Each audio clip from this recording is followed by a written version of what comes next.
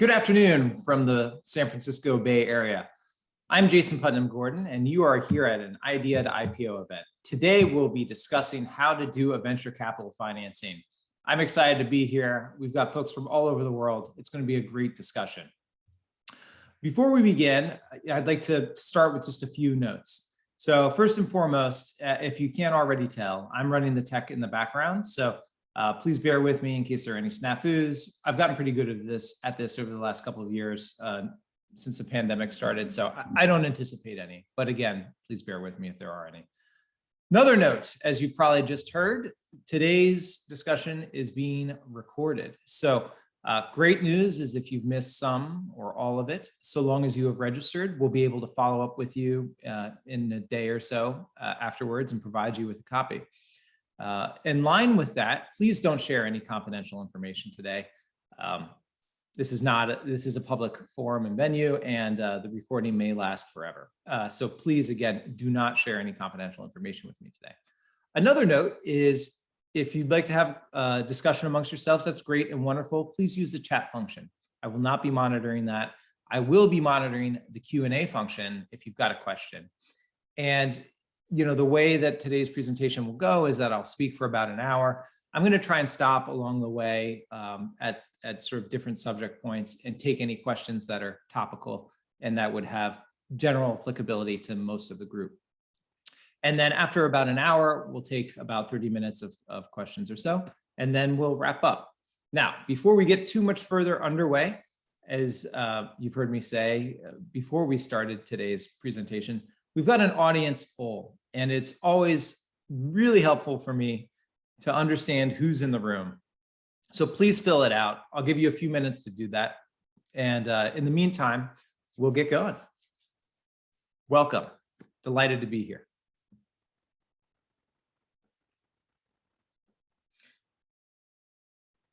Now, before we really get underway, there are a few very important caveats. One is today's discussion is general information. It's not legal advice. So we'll be talking about rules and exceptions to rules and exceptions to the exceptions. And, what I've seen in my experience and what I've also sort of observed, being in this space for the number of years that I have at this point. They may or may not apply to you. The goal here is to present you with some information so that you can, understand how to do a venture capital financing, especially from a legal perspective. Now, in order to truly do a venture capital financing, I strongly encourage you to retain competent legal counsel who can assess the facts and circumstances involved and give you the right advice. So the sort of corollary to all of that is that my off-the-cuff answers to your questions that you asked today, or if I do keep office hours generally on Friday, between sort of 2 and 3:30 Pacific, and I will, I understand I got an international audience, so I do have those. I am flexible, to meet or have somewhat of flexibility to meet with people, even if we're in those discussions. Again, I don't want any confidential information, and I'm trying to provide information of general applicability and how things are generally sort of seen and viewed. So with that in mind, let me give you a roadmap to today's discussion. So today, I want to share a little bit about myself and my background. I want to learn about who is in the room. So please fill out that audience poll. I see we're getting good responses now. I'm going to give folks a few more moments to do that. And, we'll talk about what the venture model is. We'll talk about sort of the ideal VC investors from the company's perspective. Today's conversation is really geared to be sort of company side. We'll talk about preliminary considerations before you do a deal. We'll talk about term sheet negotiation. We'll talk about the deal documentation process and diligence and side letters and closing and post-closing issues. And then we'll hit upon sort of the pitfalls and perils that I've seen and seen others experience along the way. And before we get going on that aspect, I want to say that, again, this presentation provides a high-level overview from the legal perspective on basically how to do your first price round, whether it's branded as a Series Seed or a Series A. And we'll talk about what that means in a little bit.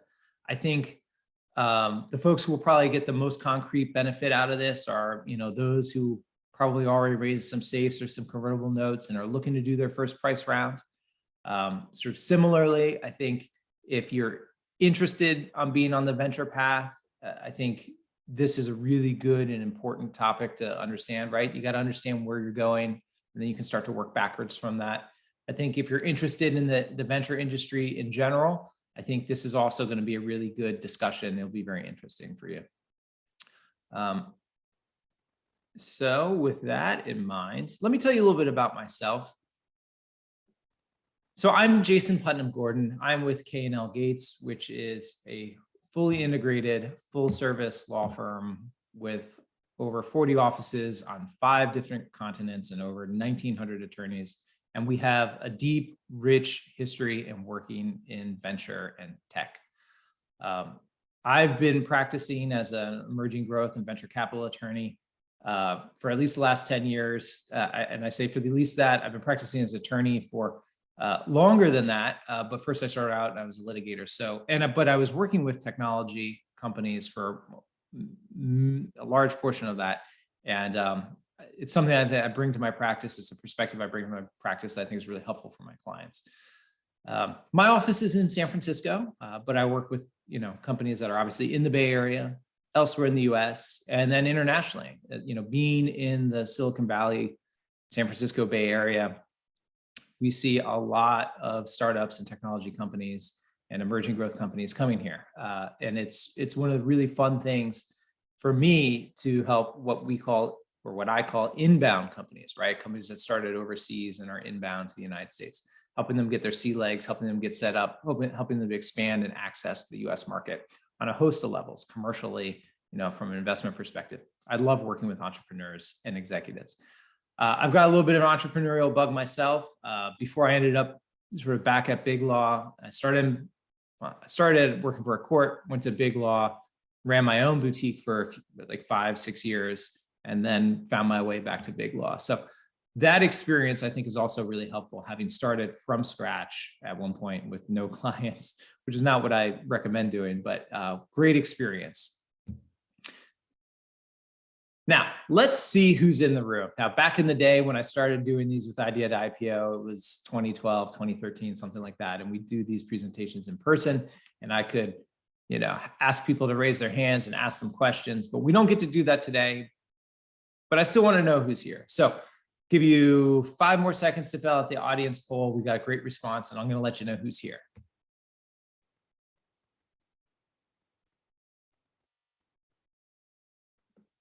All right. Interesting. Very, very, very interesting. So I would say we've got about 25% of the people from somewhere in California. Most of them are from the Bay Area. We've got a really large contingent from elsewhere in the United States. Great turnout, US. Lots of other folks from North America. We got a good European turnout today with about 20%.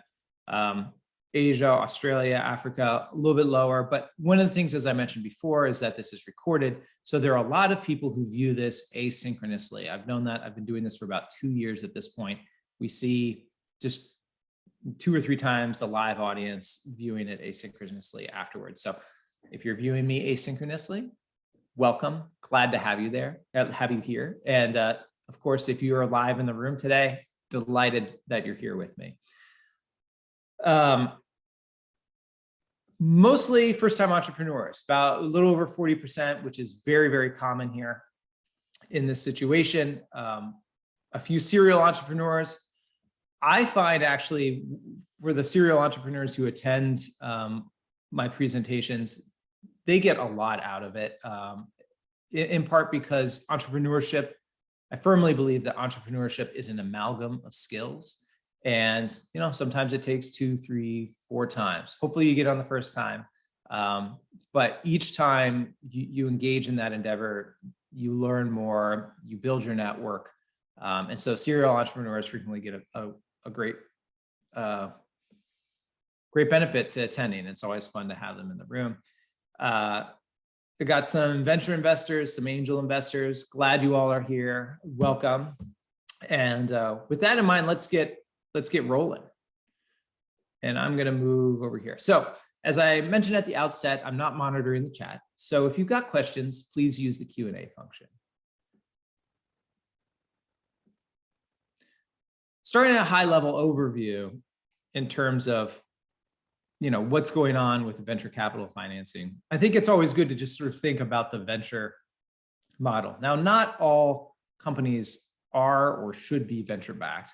There's a particular kind of model here. So the way I view it, being sort of an attorney, is trying to bundle and tie different assets into the company, right? So whether it's capital coming from investors, whether it is ideas, the IP that's coming from the founders and employees and other folks, and whether it's other sorts of services like the marketing and the business acumen, all of that bound into the company, stirring it up, letting some time go by, pouring a lot of sweat into it, and then seeing the company grow in value to an exit.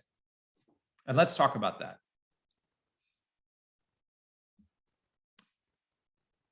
Because before we talk about that exit, if I leave you with a theme here, the sort of takeaway theme is going to be, when you're doing a venture capital financing, just like when you're doing a safer convertible note financing, but when you're doing a venture capital financing, you are selling a piece of the company.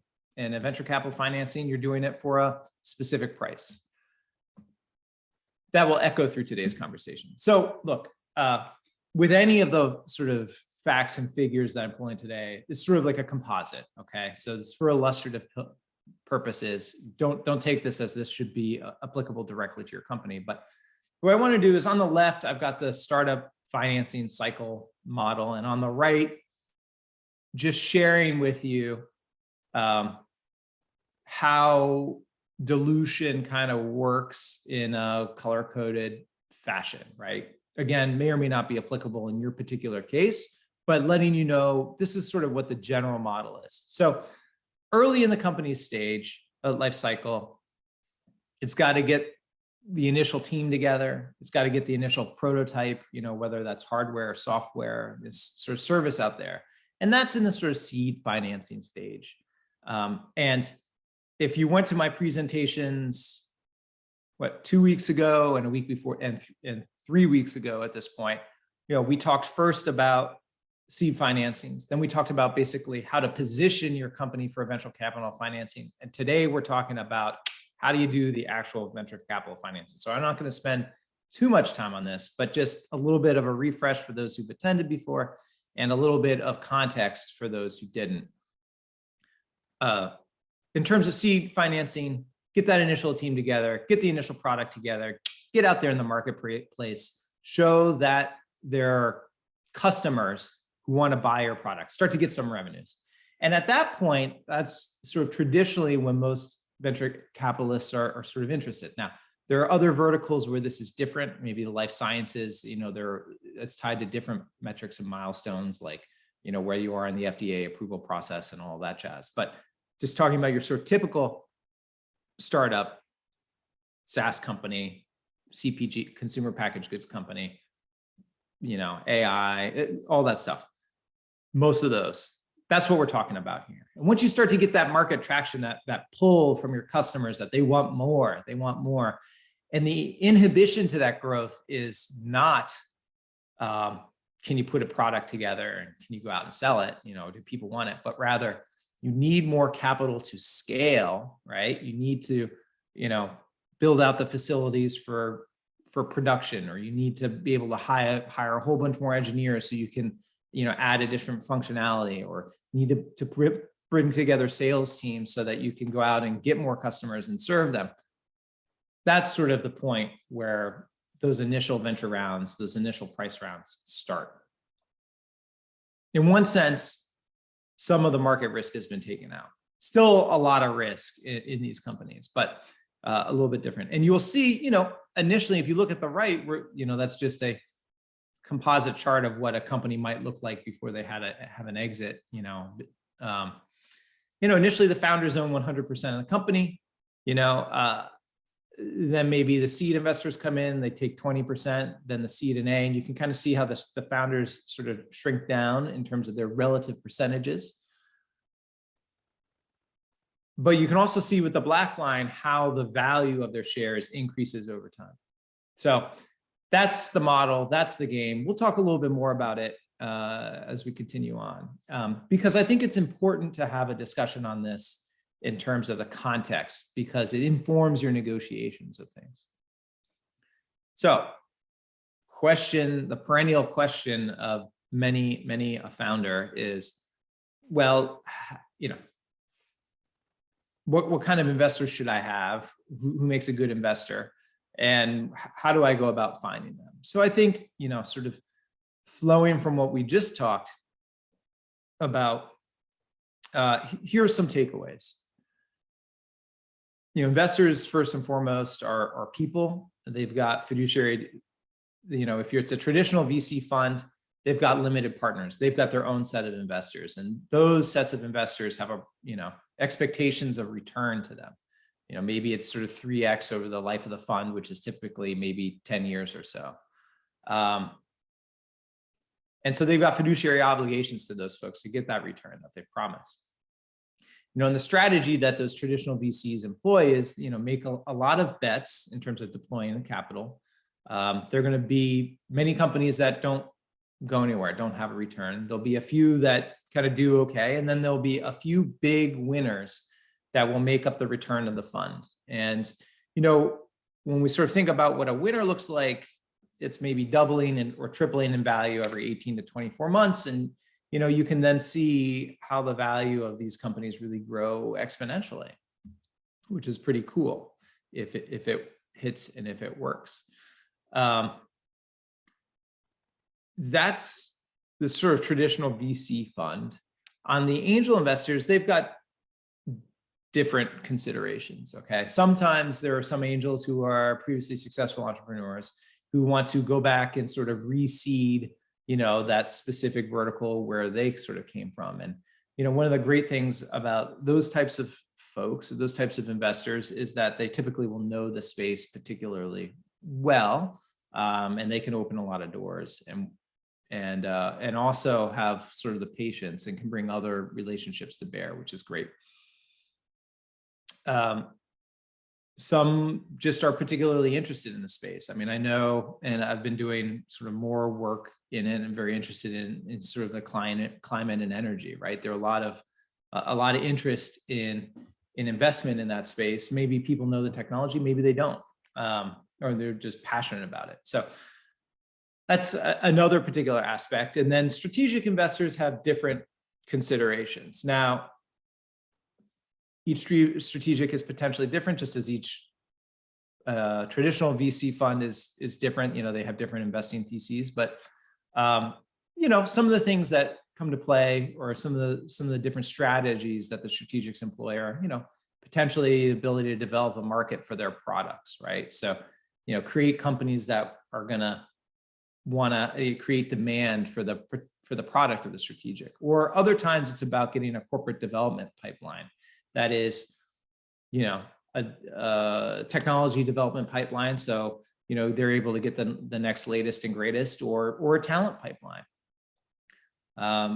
Those are some of the different things that sometimes come to play. Maintaining market position and relevance is another. But, those are some of the different characters that are in the sort of seed overlapping into the sort of first venture round space, and play kind of heavily in that space. And for a good one, you want to fit with the company's objectives, right? Which are, you're ideally looking for investors that will add value beyond just the dollars that they're contributing. You don't, as a rule of thumb, you don't want dumb money in your company. Okay. You want smart capital, you want patient capital, you want capital that is going to be supportive of the company, because the company is going to face setbacks, right? There are pivots, other market challenges. No one saw the pandemic coming out, if you had asked them in July of 2019, can you imagine we're all going to be in a pandemic? for the next 2 years? No. So you want smart money. And how do you get connected to them? Well, you want to run a systematic process. That's sort of my view on things, which means having more than enough capital in reserve based off of your sort of seed rounds, if you've been raising convertible notes and safes, so that you can develop substantial relationships with who you think your ideal investors may be prior to needing to make an ask. What you need to understand is, the VC's job is to deploy capital, right, and get a return for their investors. So they are constantly focused on trying to get quality deal flow. So that means, they're potentially interested in being connected to you, and potentially interested in developing a relationship before there needs to be an ask. So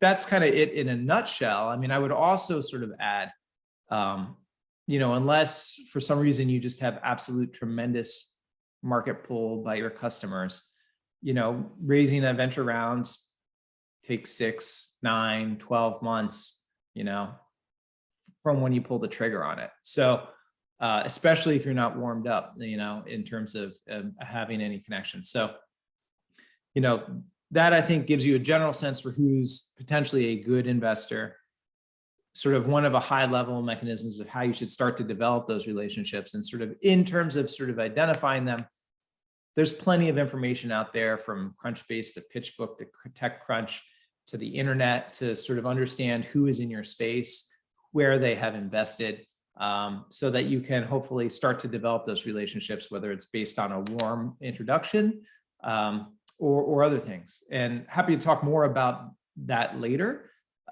if you've got questions about it. Please use the Q&A function. I can see we've got a question, which is, will the video be available later? Yes, and you'll also be able to see the slides in the video. So I'll answer that live.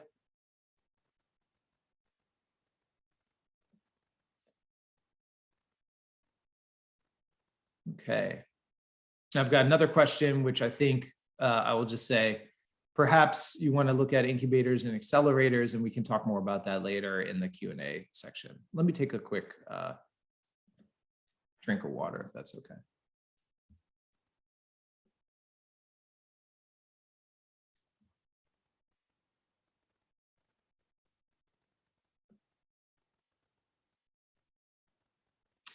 All right. Let's talk a little bit about preliminary considerations. So I have on here the correct structure. So that's the correct structure of the entity. I talked much more extensively about this 2 weeks ago and 3 weeks ago in terms of that commonly being a Delaware C Corp and the reasons why that's commonly a Delaware C Corp. I'm not going to go into that today because that's not the focus of today's conversation. We're going to presume that you've already kind of uploaded that into your brain, and as may be applicable for your particular company, you got the right structure in place. Modeling the rounds, talked about that 2 weeks and 3 weeks ago. I'll talk a little bit more about that today because it really does play into the fact that at the end of the day, in a venture round, you are selling a piece of your company for a certain price. So you got to figure out how, what that piece is. So we'll talk a little bit more about that. And then, sort of thinking through the style of the deal. So what does that mean? Well, one of the great things about being here in 2022 is that there is a lot of information available online, a lot of information in this space. And I will tell you that in the last, let's say, sort of 5 years, most of the deals that are getting done, certainly in the Bay Area and also out throughout the rest of the US, are based on the National Venture Capital Association's form of documents. There's a link there if you want to check it out. Now, if folks don't use the NVCA, and I believe Europe has got its own style. If the folks don't want to use the MVCA forms, or if the round is on the relatively smaller side, right? So in some of my past presentations, we sort of talk about, well, typically what we see if you're raising $1 million, $2 million, $3 million, it's going to be safes or convertible notes. Kind of once you get past the 2 to 3 million, then maybe you tip over and you start doing a price round. Maybe you don't. Many times it's not uncommon to see 5 or even 10 million raised on a safe or convertible note, or maybe successive rounds of safes or convertible notes. But if you were kind of just going straight to, let's say, a $2.5 million series, preferred round, and then we'll talk about branding in a second, whether Series C or Series A. But if you were just doing that, frequently we'll also see sort of like a slimmed down NVCA style light set of documents. Kind of circa 2014 to 2018, in lieu of the NVCA light, you would have probably seen like the Series C, which are still available, and folks still do utilize those, but they're less common. I think the reasons for that are those documents haven't been updated since 2014. Additionally, they don't really integrate, because the sort of industry is sort of shifted towards the NVCA style for, more significant rounds. The NVCA, even the NVCA light, kind of integrates better with those subsequent rounds and sort of gives you like a better starting point. So even though it might be a little bit more expensive to do sort of like an NVCA light style deal as opposed to like a Series C deal, just frequently seeing those done. And then other styles. So other styles would include, up until probably 2014, 2015, seemed like every law firm sort of had their own proprietary form of preferred documents. And sometimes we still see that, but it's less and less common. Most folks are really kind of based off of the NVCA style. And let me just touch on branding here. So if you're going to brand your deal a Series C or brand your deal a Series A, that is more of, again, just a branding issue. Lots of times companies want to say, oh, well, we raised a $3 or $5 million Series seed, so that the next round is like a $20 million A or something like that. So it looks like a really big pop, and it sort of would show strength to the market. That's the sort of thought or perception, I think, behind it. But at the end of the day, whether it's a Series seed or Series A, they're most frequently, or at least what I'm seeing, are NVCA style or NVCA based deals. All right, let me just take a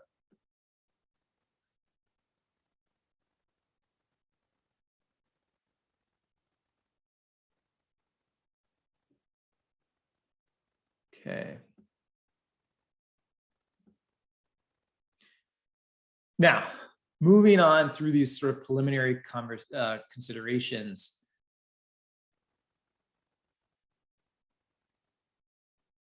I want to talk about a couple of definitions, because again, you're selling a piece of the company. So pre-money valuation is the value of the company immediately prior to the next round of investment, and post-money valuation is the value of the company immediately after that round of investment. So, and we'll talk more about this later on the next slide, because I've got some numbers, which are, again, just sort of an example. But you can always find the pre-money if you know the post-money, and because you can back into it by backing out what the new round of investment is going to be. Fully diluted basis refers, let me take a step back.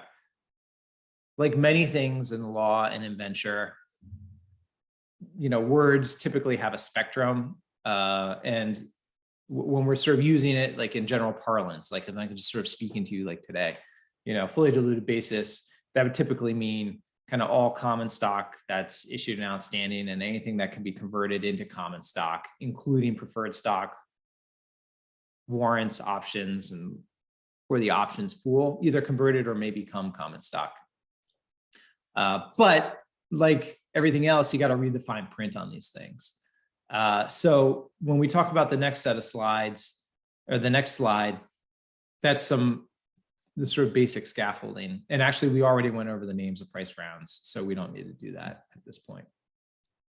One thing that I will mention is some confusion that happens many times with entrepreneurs, which is in the certificate of incorporation, there's going to be an authorized number of shares of stock. Okay, that's the number of shares that the company is permitted to issue without going out and amending its charter. Typically, when we're thinking about percentages of ownership and fully diluted, we're not thinking about authorized and unissued or otherwise not not contractually obligated to sort of be issued under some conditions, right? Like, so what I'm talking about there would be like warrants or something like that, or options, right? So many times, if you had, let's just say you had 10 million authorized and you had well, let's flip over to the next page and I think it'll make a little bit more clear. So again, these are just sort of for illustrative purposes. The purpose of this is, again, to show, look, you're selling a piece of the company. I want to walk through my example here and I want to point out a few errors, okay? So if you were to negotiate with a VC that, the pre-money, okay, let me take a step back. At the end of the day, you're selling a piece of the company. And most of the time, well, not most of the time, 99% of the time, the VCs are particularly interested in understanding when this transaction closes, what percentage of the company am I going to own? So with that in mind, they're usually thinking about the post-money valuation and thinking about what their new investment is over that. So if they were to, put in $10 million on a, in a post-money valuation of $50 million, that's 20%. And, that's kind of not an unusual thing to see, sort of 20, 25% of the company being sold, sometimes 30%, sometimes it's less than 20% in a price round, in an initial price round. So that's most of the time what they're focused on. The overwhelming amount of time, that's what they're focused on. And then you can back into the pre-money. So if the post, basically they're willing to put in $10 million and they want to get 20% of the company, then you end up with a situation where the company's got a $50 million post money and the pre-money is $40 million. So I think that is, and if you've got a situation here where sort of pre-money, 20 million shares of common are outstanding, this would be like a Series A after a Series Seed had been done. And there's already 5 million shares of Series Seed outstanding, and there were a bunch of options and warrants and other things.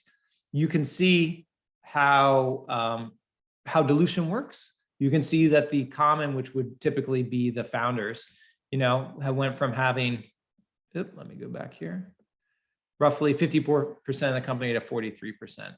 And look, there's quite a lot on this chart, and I will tell you, I've done a separate, and I've done at least one separate sort of modeling pro forma cap tables, how not to end up, getting diluted, or, how to make sure that you don't inadvertently get over diluted or diluted more than you would have otherwise expected. So I don't want to necessarily go too deep into this rabbit hole, but just to point out, when you're closing your Series Seed or Series A, there are going to be a lot of stakeholders out there. There'll be the founders who will have common, or early stage employees will have common. There may already be some other preferred out there, or maybe there were some safes or convertible notes that had converted into the preferred or will convert in the preferred in this round. There will be options for early employees and maybe warrants for other service providers or for your landlords or other investors.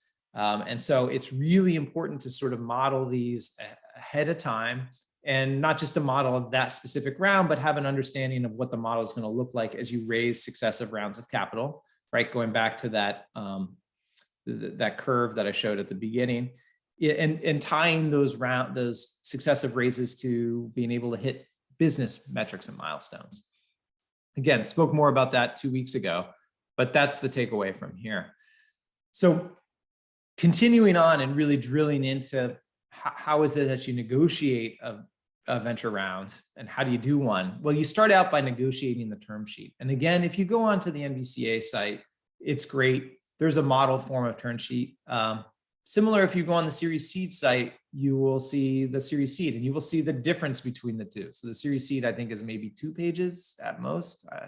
And the NVCA one, I think, is like 13 or 14 pages. But in essence, it kind of comes down to the following terms, which I've bullet pointed here, and I'm going to kind of walk you through a basic understanding of. And I'm going to focus mostly on the ones that are bolded, because those are the ones that are probably the most sort of contentiously discussed or negotiated in these types of things. Sorry, I'm just taking a look at some of these questions here and just seeing if there's one.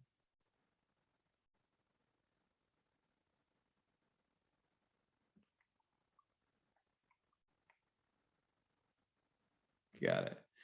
Okie dokie. So first and foremost, if you haven't heard me say it before, I'll say it again. A price round, a venture capital price round is about selling a portion of the company for a sum certain. So that is what is being negotiated here. That's kind of what is at issue. And so that is frequently reflected in, sorry, something just keeps flashing here and it is very annoying. That's what you got to do to run those models. Dividends, especially for the first few rounds, these are about payments that happen for the shareholders, right? So dividends for the common, dividends for the preferred. There's usually a range. They're usually non-accruing, especially for the earlier rounds. These are not heavily negotiated at all.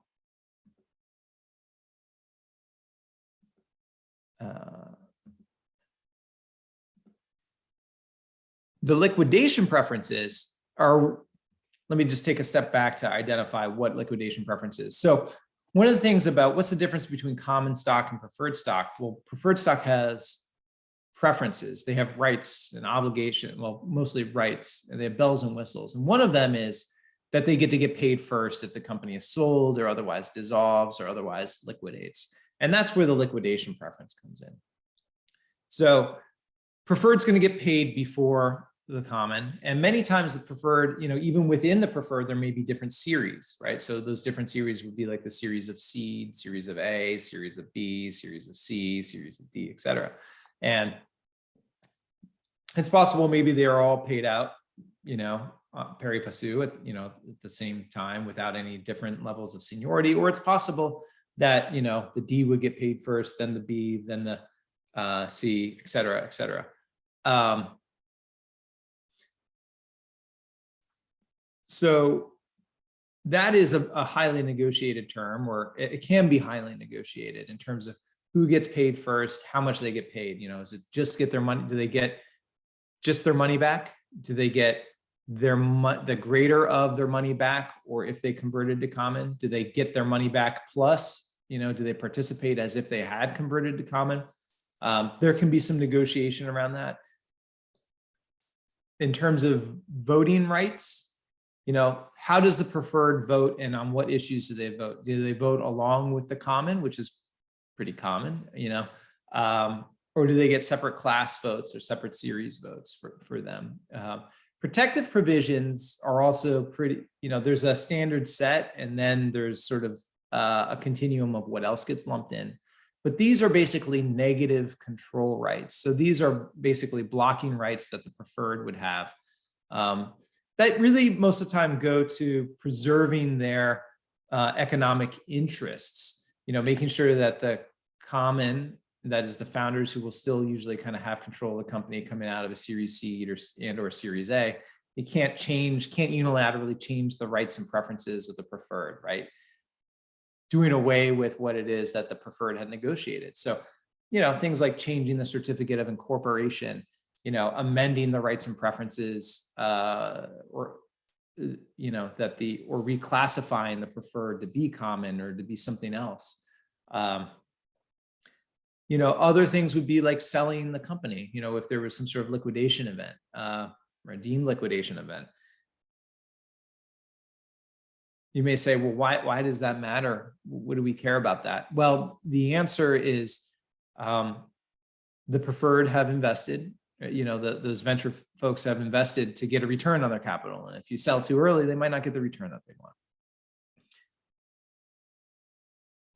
Other things include, how the preferred would convert into shares of common. Okay, so one of the features and one of the goals primarily of the preferred, especially if it's sort of structured right, is they want the company to do well. They want especially early stage. They know that there's like a long life ahead of the company and that it'll take a while. So by and large, they probably want to have their interests generally aligned with the common. They just want to make sure that the common can't do something to thwart their economic interests. So, that gets handled. That's the primary drive there. And one of the things, and one of the reasons why they are aligned is because they'll typically have the ability to convert into common. A legal opinion. Now, those used to be, I think, more common, and they do come up, especially in later stage rounds. But, an opinion could be on a few different issues, but typically kind of on the capitalization of the company in terms of what its outstanding shares are and what the cap table basically looks like. And that's one of and we'll talk a little bit more about this in a little bit, but that's one of the areas where things can get drilled in pretty deeply on diligence, because it's important, right? If the VC is focused on putting in a certain amount of money in return, getting a certain percentage of the company, understanding what that denominator is so that they can understand what the percentage is that they're getting is critical. ROFR, which is a right of first refusal and co-sale, right of first refusal and a right of co-sale. So the right of first refusal is typically that the company will have the ability to, if the founders want to sell their shares, or other, sort of key service providers who may have a lot of stock want to sell their shares, the company will typically get the first right to repurchase those shares before it will go to some outsider. Sometimes the VCs will negotiate a secondary right. So if the company doesn't buy it, they get to buy it. And then a right of co-sale, which is, well, if the founders get the sell, then the VCs can kind of get liquid with them. A drag along provision is a provision that basically, if a few different things happen and line up, most notably if the board votes in favor of it, if the preferred votes in favor of it, and usually the founders, if they're still providing, if the common and the founders who are still providing services to the company vote in favor of it, then those key holders, or would they be in the agreement, then everybody else who's a party to this agreement has to agree to sell the company, vote in favor of selling the company. And that's to limit what is called an appraisal action, which is a separate action in court, which can be expensive and potentially may thwart an M&A exit. So those are pretty common. Registration rights are negotiated, but are not necessarily highly scrutinized, especially sort of early on when the company is going to be very far from having to register its securities and go public. Anti-dilution protections, that is pretty much always, in a situation with an early stage financing, almost always a broad-based weighted average. So not a lot of, I don't see a lot of negotiation on that unless, you're doing a down round. So that'd be like a subsequent round. Vesting for the founders. So, you watch those other videos, we talk about vesting, and we talk about, 4 years, 1 year cliff, and double trigger acceleration or single trigger acceleration, depending on the circumstances.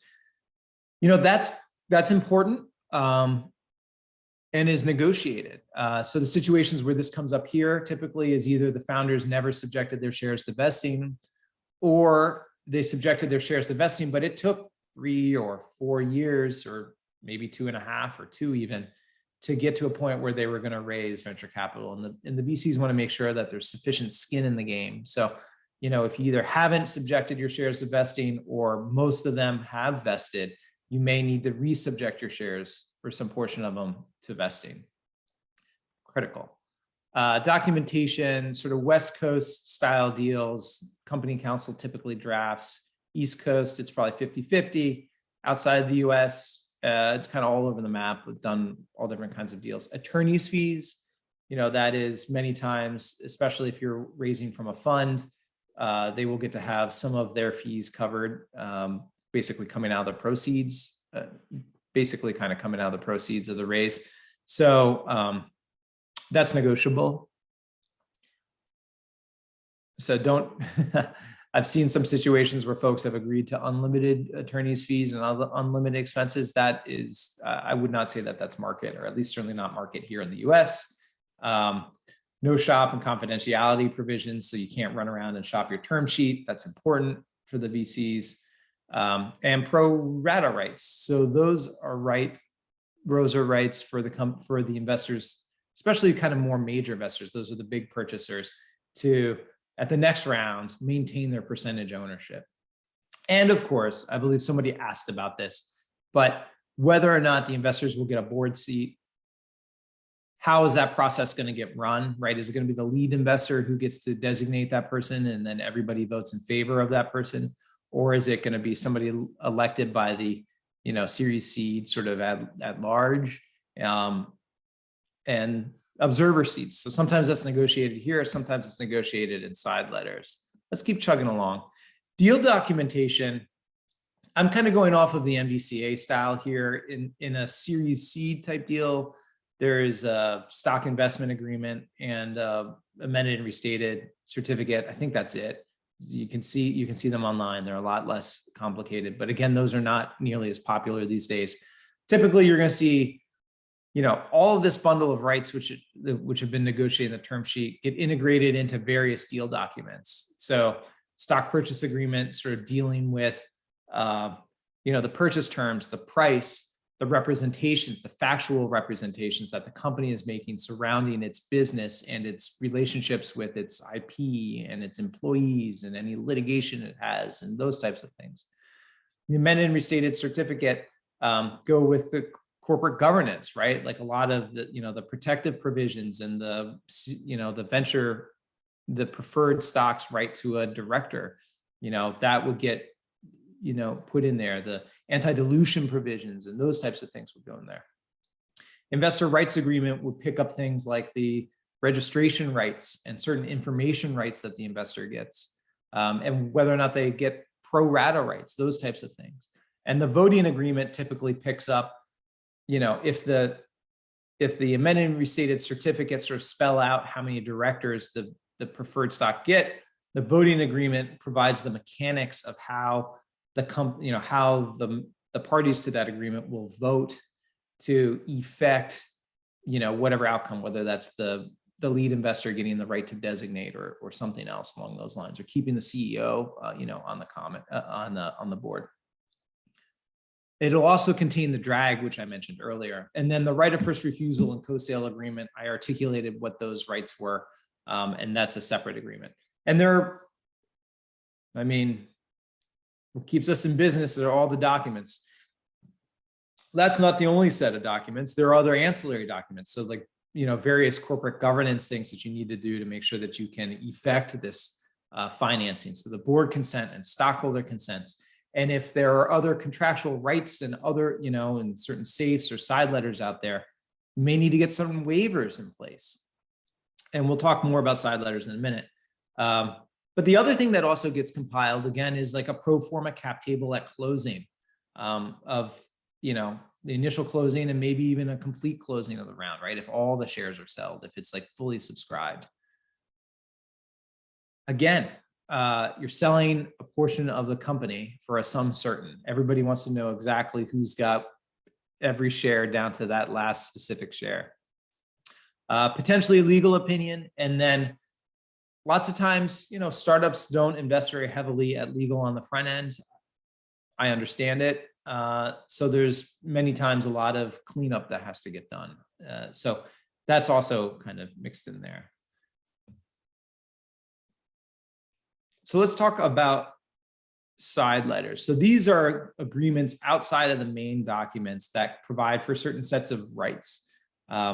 Information rights. So rights to information about the company, whether it's its financials or its budget or those types of things. And, maybe somebody maybe one of the investors has negotiated an observer seat. And if you're company side, I think you need to think about board seats and observer seats as being precious. And not that they can't ever be done, but they need to be utilized appropriately in terms of, the composition of the board and who's in the boardroom is going to affect the outcome. And so if there are, only sort of two, even if founders, it's like a two founder, one VC on the board, but there are 10 other observer seats, and those folks have the right to speak at the meetings, it's gonna influence the decisions that are made, whether correct or incorrect. I can't take a position on it right now, in terms of not,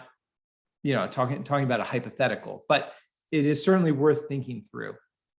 Pro rata rights, we've talked about it. Sometimes, especially if you're doing a deal with a strategic, they may be securing a commercial agreement, rights to production or rights to certain kinds of rights, the exclusive license or something along those lines.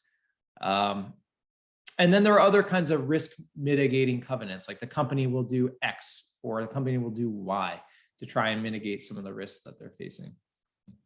So again, if you've got questions, please use the Q&A. I'm mindful of the time and how much we have left. I think we've got enough left if I just keep moving along at this clip.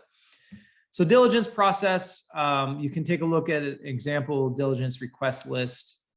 So you're trying to get a flavor for it. It can be very fulsome. I mean, they want to know, not only a list of every share that was granted, but all the documentation. What are the board consents? What was the certificate in effect at that time? Was it signed, et cetera, et cetera. On the commercial side, they want to know what all your material agreements are. So your NDAs, your other sort of commercial agreements will need to get disclosed. If there's any litigation, that's got to go in there, or any threats of litigation. Those are the things that they'll be looking for in diligence. Diligence is the time or the process where they kind of, if you're thinking about buying or selling a car, where they open up the hood and maybe even kind of take it out for a test drive or take it to a mechanic to get inspected. So it's wide ranging. It's about understanding, what risks the company will face and sort of as it marches towards fulfilling its business plan that it's put forth and submitted to the investors. And it comes in these topics. So corporate records, business plan and financials, securities issuances, material agreements, disputes and litigation, IP, if you've got any subsidiaries, and then any other kind of catch-all. And there is going to be interplay. So there's interplay between the diligence and the stock purchase agreement. Let me tell you about that. So again, diligence is the process through which the investors obtain information about the company to assess risk of the investment that's being made, and the deal documentation, to the extent they identify risk or are concerned about it. The representations, they may ask that you make certain kinds of representations as to what happened or didn't happen. And by you, it's typically the company. And to the extent there are any kind of concerns they have that they want you to take to mitigate those risks, they may ask for covenants. So those are contractual obligations, and they typically get tucked into the investor rights agreement, although we've talked about them maybe being in a side letter as well. So like everything else, let's talk a little bit about order of operation here. So if you have negotiated your term sheet, you've negotiated all of the financing documents, you've gone through the preferred financing you've gone through the diligence process. Excuse me. What happens is there'll be a board consent, there'll be a stockholder's consent, approving the amended and restated certificate of incorporation to get filed in Delaware. That's going to increase and it's going to increase the number of authorized shares. It's going to create the class of preferred with its rights and bells and whistles specified therein. That charter is going to get filed in Delaware. And then, once everybody has all the signatures and everything, closing can happen. That's when the money gets wired in. And usually everybody sort of self-escrows the signature pages. That is, they say, well, we're not releasing them until we know the money comes in, and the money kind of doesn't all come in until everybody has all of the, signature pages in escrow, if you will. But once all that happens, then everybody says, and then everybody is satisfied that all the documentation is there to get comfortable. It's done. Well, that part of the deal is done. There's still work to be done afterwards. These are the post-closing action items. So there's securities filings that typically have to get done, right? So anytime there's any sale of a security, especially here, preferred stock is a security, it either needs to be registered or it needs to have an exemption. So before closing, you will have done, if you worked with competent counsel, research to identify what all those exemptions are. Sometimes the notices get filed ahead of time, but more frequently it happens in the days afterwards.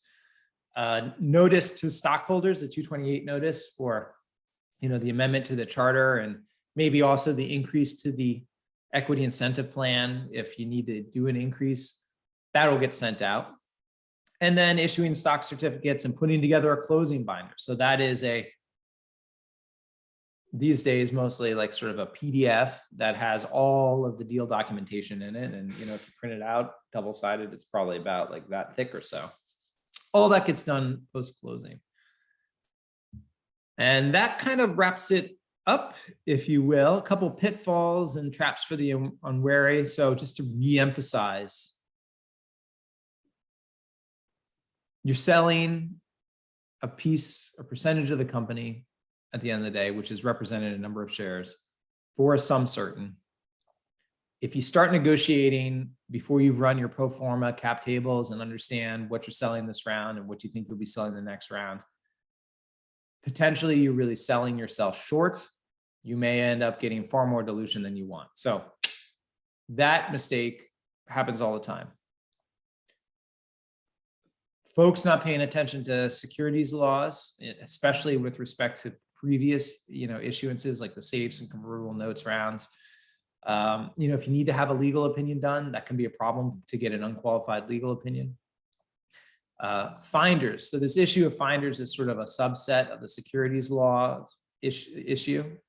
There are lots of folks who will say they will connect you to capital if you just pay them, unless they're, here in the US, unless they're a registered broker dealer.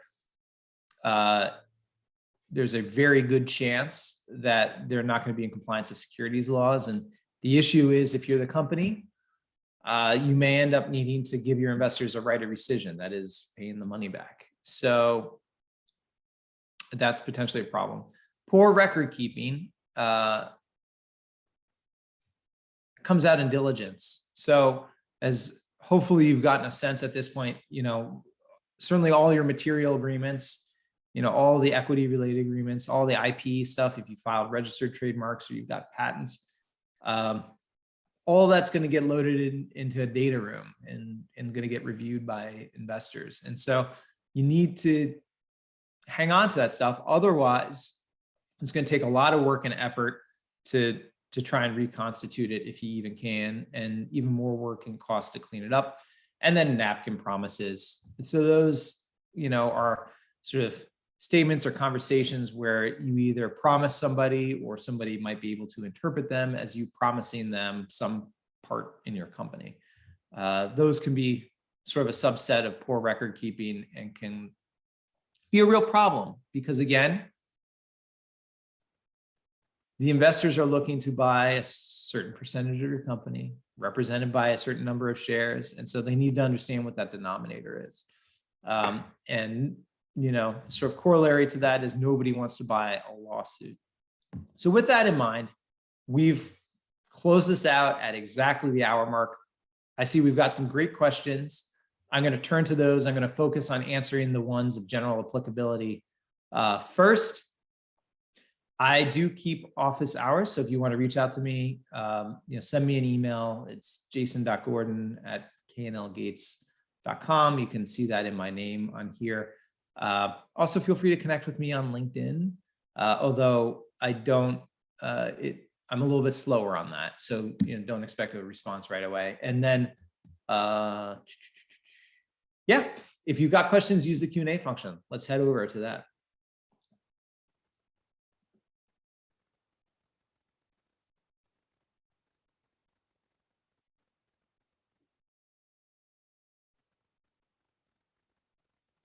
Okay, that question. Yeah, if you're interested in seeing the prior presentations, just shoot me an email, and we've got links to them. They're also idea to IPO presentations, just another plug there. So made a good choice coming today.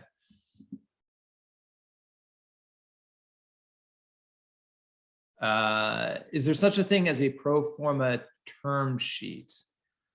Well, if I were to think of a pro forma term sheet, I'd be sort of thinking about just the base starting point, which might be like the NVCA form of term sheet or the Series Seed one, if you will. But I wouldn't say there's really like a thing called a pro forma term sheet in this sphere. Who presents a pro forma cap table, the investor or a founder? And is it used as a negotiation document in a deal? Great question. So it's typically it's something that they work on together, right? So what will happen is the company will sort of present what their current form of cap table is, right? And then typically, we do work together to put together a pro forma, but there's a little bit of back and forth to sort of shape it out. And many times it gets attached as an exhibit to the term sheet itself, and then it gets sort of further finalized before and in connection with the deal getting closed. And I say further finalized because these deals take a while. So, it can take a couple weeks. Theoretically, you could get a term sheet signed overnight, no doubt. And I've seen that done before. But more commonly, it takes kind of a couple weeks in negotiating them. And then the deals take 6 weeks plus or minus 2 weeks to kind of get done. And so things happen in that point in time. So you may need to hire somebody, you may need to do something like that. So, in terms of the shares being there, they might shift a little bit. And additionally, issues might come out in diligence. So, primarily the company is in one sense responsible for it because you got to start from where you are right now before the deal comes in. But the investor and the company kind of work on it together.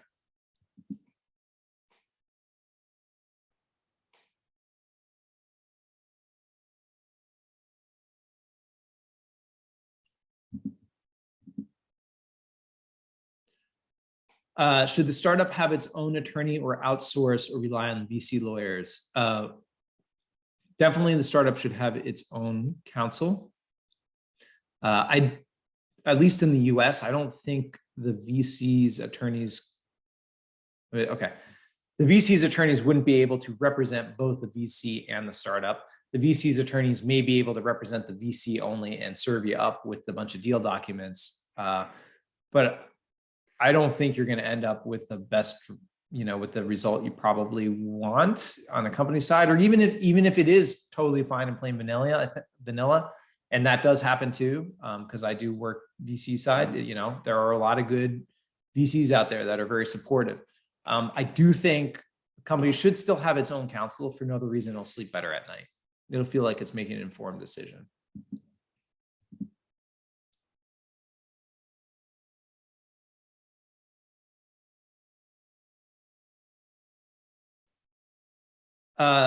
There's a question about what the terms are, what's the purpose of the terms from the VC's perspective, and if it's about the term used here is breach of trust. I think it's about managing risk on their end, right? So they're taking they've got a fiduciary duty to their investors to get a return, which means going out and build a portfolio of companies that they think are going to win big, understanding not all of them, most of them probably will not. But how do they protect their downside? That's what I think it's about. And the diligence is about confirming, yeah, they feel comfortable. They feel comfortable on a couple of levels. They feel comfortable with the business plan, that it's going to be executable, that they feel comfortable that they got the right team, and that they've got the sort of legal framework and rights from an IP perspective and employment perspective and other perspectives in place to do that.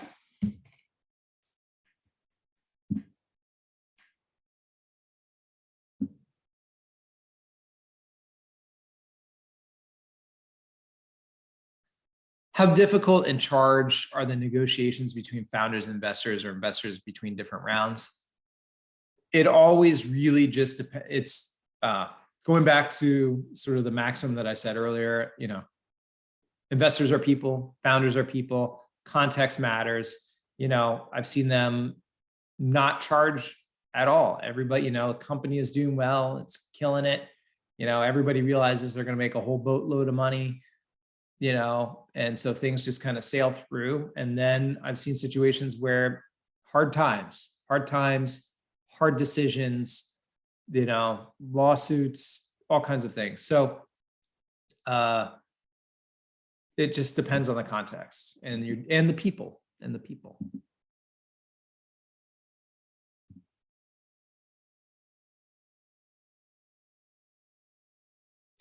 The question about dividends, they're usually not paid out. I mean, they're like never paid out in early stage companies. So it's not really, especially early, there's not much to sort of negotiate over.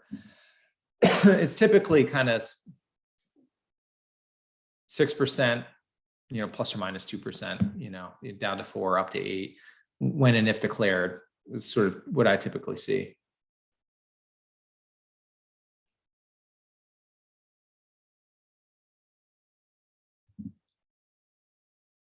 There's a question out here about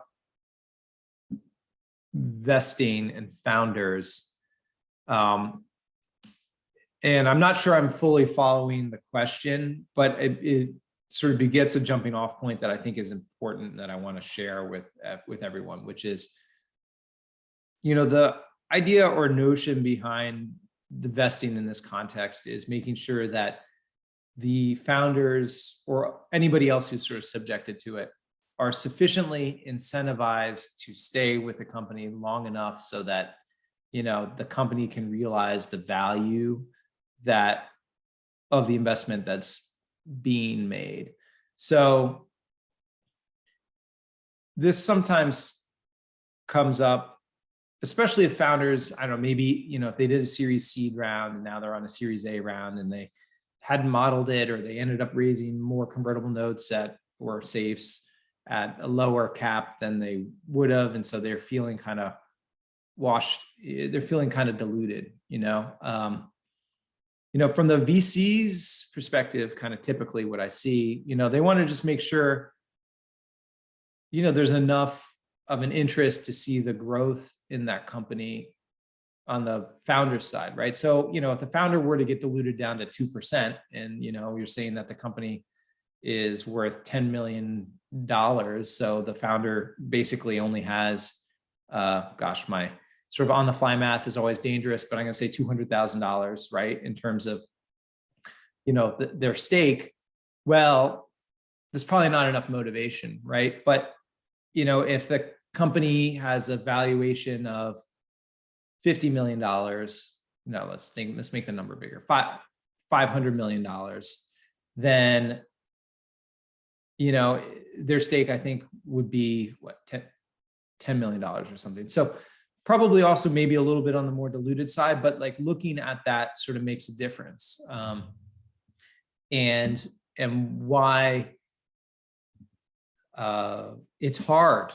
It's hard sometimes to get topped up, and it's hard if, you haven't subjected your shares, if the founders haven't subjected their shares to vesting and somebody leaves early and takes a huge chunk, or maybe they have subjected their shares to vesting, but most folks were kind of fully vested and they, some folks ran out of gas and they left and they took a huge chunk, and the company is only really starting to get going and get some traction afterwards. It's hard to sometimes make a case to get topped up. But that's the case that has to get made, which is that, the founders need to have a sufficient incentive to really drive and execute on the business plan in order to realize what it is that they've sort of sold to the VC.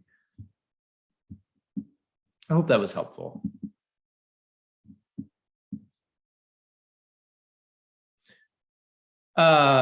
Question about pre-money and post-money safes. Happy to send you the convertible note and send you to the convertible note and safe financing talk I did if you send me an email, jason.gordon@klgates.com.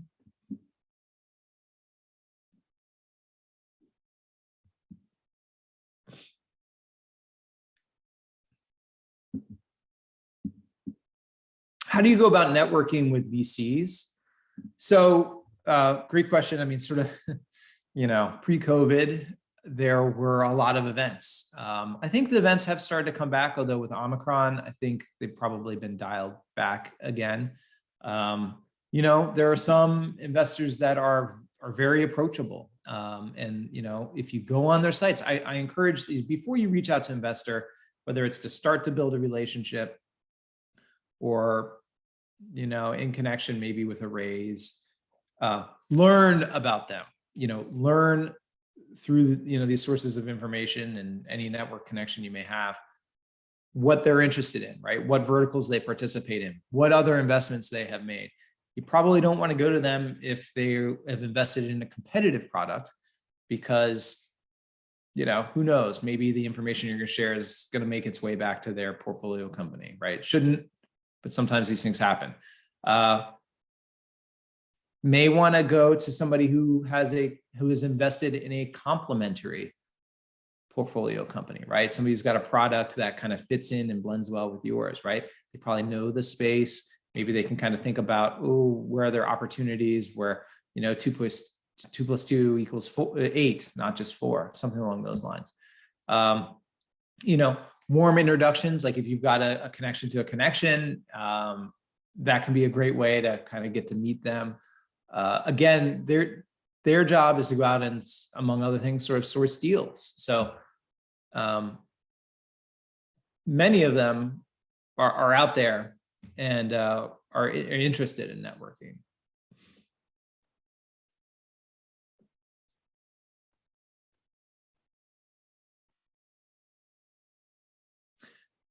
There's a question just sort of about continuing education here and how do you get started, and how do you get relationships and mentors?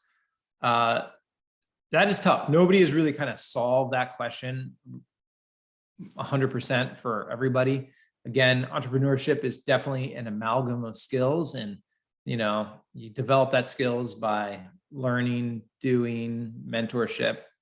Some of the things that have been kind of developed in this ecosystem include talks like this, other idea to IPO events. There are incubators and accelerators. If you've got an idea, there are some incubators and accelerators that are focused on particular spaces.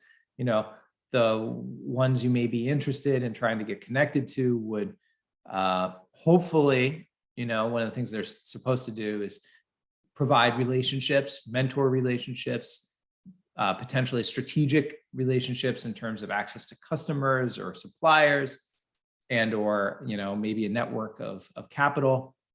That is maybe a great place to kind of take a look.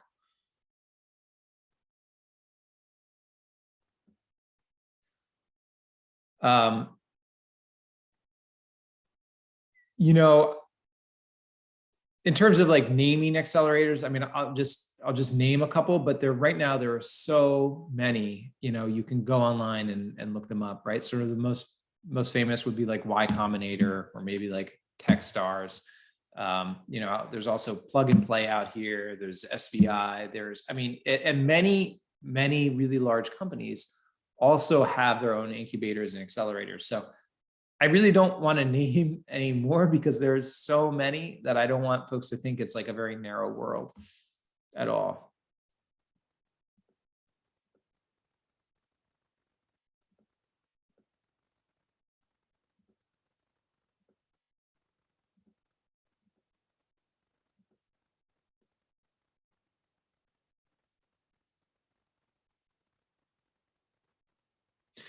There's a question about advisors, how much equity they should get and size of the board. So there may be a few things going on here. So there's the board of the company, which is the group of people that have a fiduciary duty to manage the corporation. That's the company board. And sort of starting out, especially early stage, you typically want to have an odd number, whether it's 1 or 3, and you kind of want small rather than large because it's easier to put someone on than it is to get them off the board. And you want it to be an odd number so they don't deadlock, so that and a decision can get made.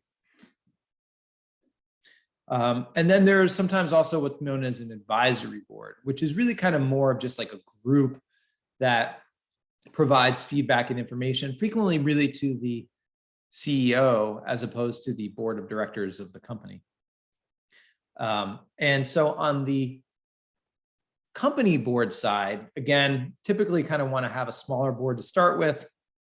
You want to be cognizant of who's being put on that, understanding that, as you raise successive rounds of capital, VCs or other investors may want a seat on the board, especially for that round. And so, if you start off with a 7-person board, by the time you get to your Series C, either you will have had to probably negotiate pretty hard to get some people to step down, or you will need to have a tremendous and unwieldy board, which is not what you want to see. One aspect on the advisor side, that is less of a legal oriented thing. It's kind of more along the lines of, what is it that you need in order to get the advice and counsel to the company for whatever it is that you're putting this advisory board together. In terms of equity on advisors, that's just a super fact specific, advisor specific. But, I would, weighing who they are, what opportunities they'll bring, what insight, and by opportunity is really kind of like what insight are they going to bring, and other things will they bring to the table, and how early the company is. And, you see anything from a fraction of a percent to maybe 1% or 2%, but, there's usually going to be a good reason why, someone might get a percentage point or maybe even 2 points in a company, especially like early stage. They got to be adding a lot of value. So don't really want to get more specific than that, but those are 2 different boards or two different things where the word board is used.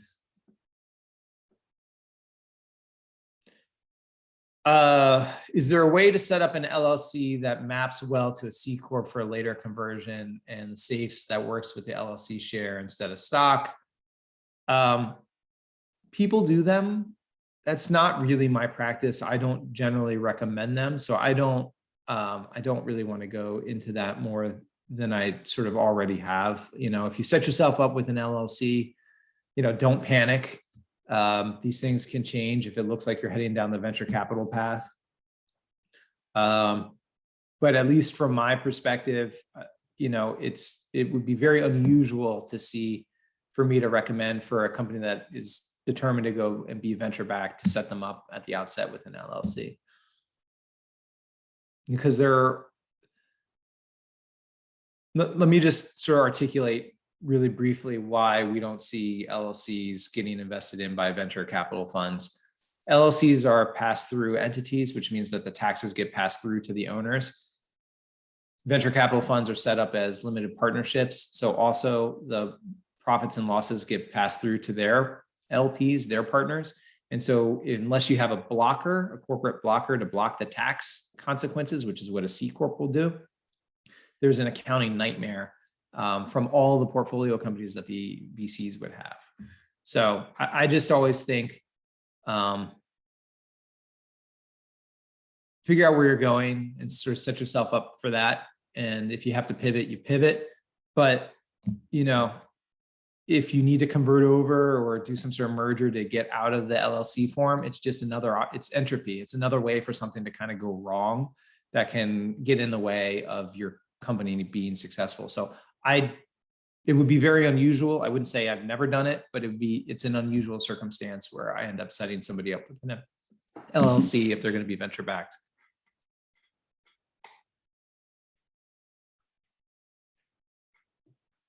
Oh, let's talk about, this is a great question, or at least a jumping off point for a great question. So those of you who have kind of hung on, I think you're going to get into a real meaty point, which is about how much do you raise branding. But I'm going to actually kind of use that because I've already talked about branding and jump off in terms of like, how much do you raise? So what you want to do is you want to go back to thinking about the life cycle of a startup company and about how you have to raise successive rounds of capital. And you want to think about raising enough so that you got enough money to hit those business metrics and milestones so that you can be well positioned for your next raise. You also want to make sure that you got some cushion in there, given that it might take 6 months, 9 months, 12 months or more to raise that next round from when you're ready to kind of hit go, especially if it takes a little bit longer to kind of commercialize things. So one real issue here and why you run the pro formas and model it out is if is it better to raise too much money or too little money, right? So if you raise too much money, then you're going to be taking more dilution than you need to, because you're going to be selling shares at a lower price than you'd be able to sell later if things go well. That's if you raise too much money. If you raise too little money, you may not have enough capital to get to those business metrics that you said you would hit, which would sort of trigger and position you well for that next raise.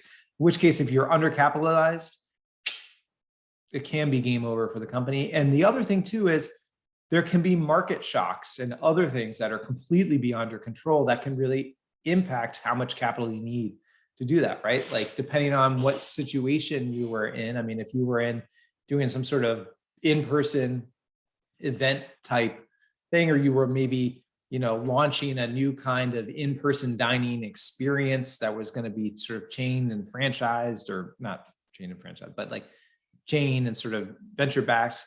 And there are those. The pandemic would have been a big bump, especially initially. So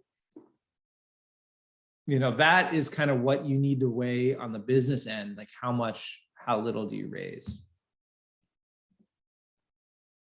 And again, I would also add, the fact that there are successive rounds of raising and capital is like one of the ways that the VCs mitigate risk, right? They have a bunch of LPs that have pledged to, put in capital.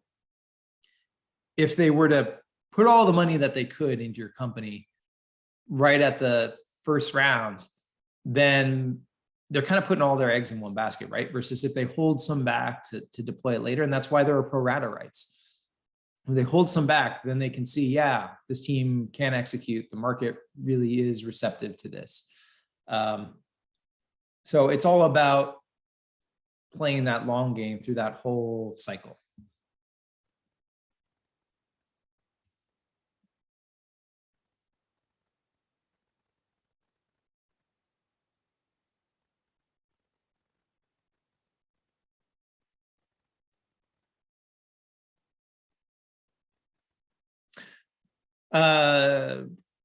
There's a question about disadvantages to getting VC funding.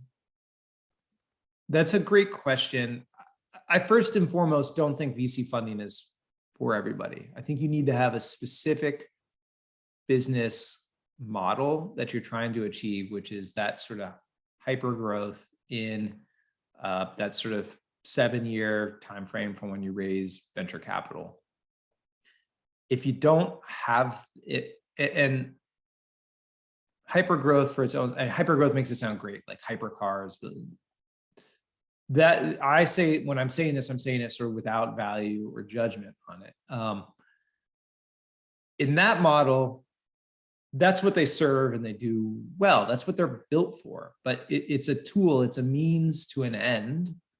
And if that is not your end, then you do not deploy or do not pursue that means. Now, within that realm, VCs can really make or break a company, in terms of what they bring to the table, assets, resources, networks, all kinds of things. Or if you got one that is not really a great fit, they can be problematic. I mean, I think by and large, doing your diligence on them, right, is your best sort of line of defense. Well, first, like making sure, like, do the models line up, as I first said, but then doing your diligence on them, and you should diligence them. You should find out where, I've said this before, find out where else they've invested. You can talk to some of their portfolio companies. I mean, if you're getting serious, you can talk to some of their portfolio companies. You may be able to talk to some of their exits, some of the folks who exited with them, who've gone through the whole life cycle. And don't just talk about the good times, but ask them about the sort of hard times where the company faced a challenge, and how that fund in that venture fund reacted, or that other VC investor, if they're corporate strategic, right? What did they do?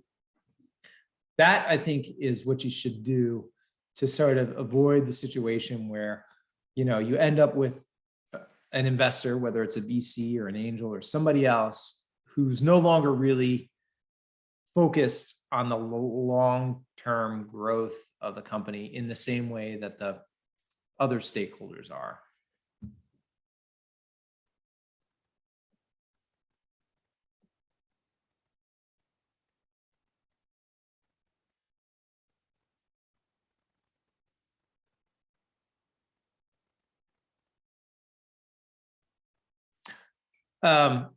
Strategies to receive investment from VC funds if you're outside of the US. So it sort of depends a bit on where you are outside the US. One of the things that has become even more true in the pandemic is that the world and capital has gotten flatter. And so there are plenty of venture capitalists who are delighted to invest in entities that are outside of the US. Businesses that are outside of the US. Now, that being said, it sort of depends on what jurisdiction they're in. Certain jurisdictions, they may not feel as comfortable with, but, many of them, whether they're certain countries in Europe, Australia, certain countries in Asia, et cetera, and Africa too.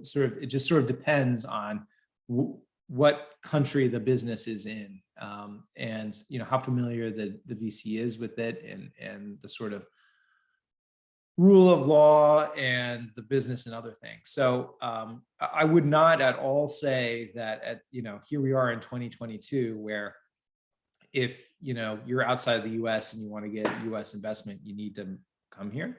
I do see that. I do help companies do that, but that's would need to know kind of more specifically where outside the US you are.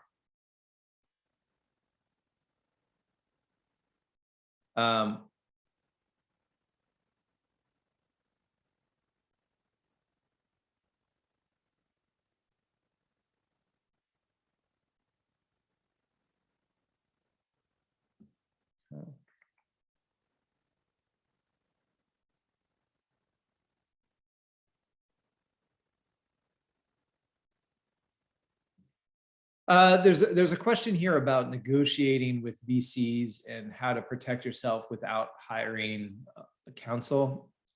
So my take on this, having been here and done this for a while, is especially by the time you get to the venture round, a price round, you need to hire experienced counsel. It's no longer, one of the really exciting things about venture, and somebody asked me what's one of the exciting things, and there's just so much development, so much energy, so much technological process, especially even in the law, especially at least with respect to other areas of the law.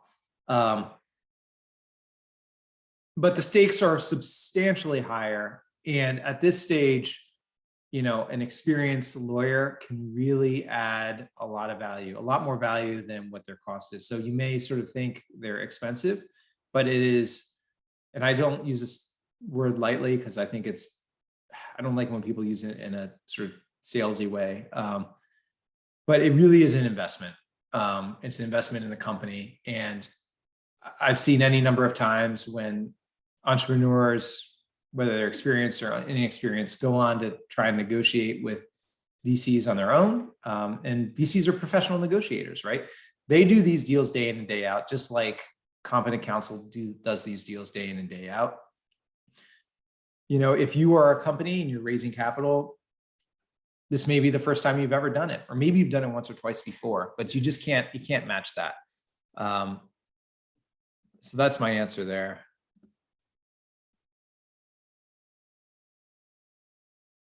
And with that, I see we've hit the time. I want to thank Idea to IPO for organizing today's event. I want to thank my fantastic firm, K&L Gates, for sponsoring today's event. I certainly want to thank each of my attendees who are here live, those who have made it through the whole presentation. Thank you. And those who are attending asynchronously. So thank you very much. And if you caught some of it, but catching the rest of it later, that's terrific. Again, I will send this out in the next couple of days, the recording. And until then, I'm Jason Putnam Gordon. Feel free to connect with me on LinkedIn. If you want to have an office hours, non-confidential discussion about sort of the sphere and kind of the things that we were talking about today, shoot me an email, jason.gordon@knlgates.com.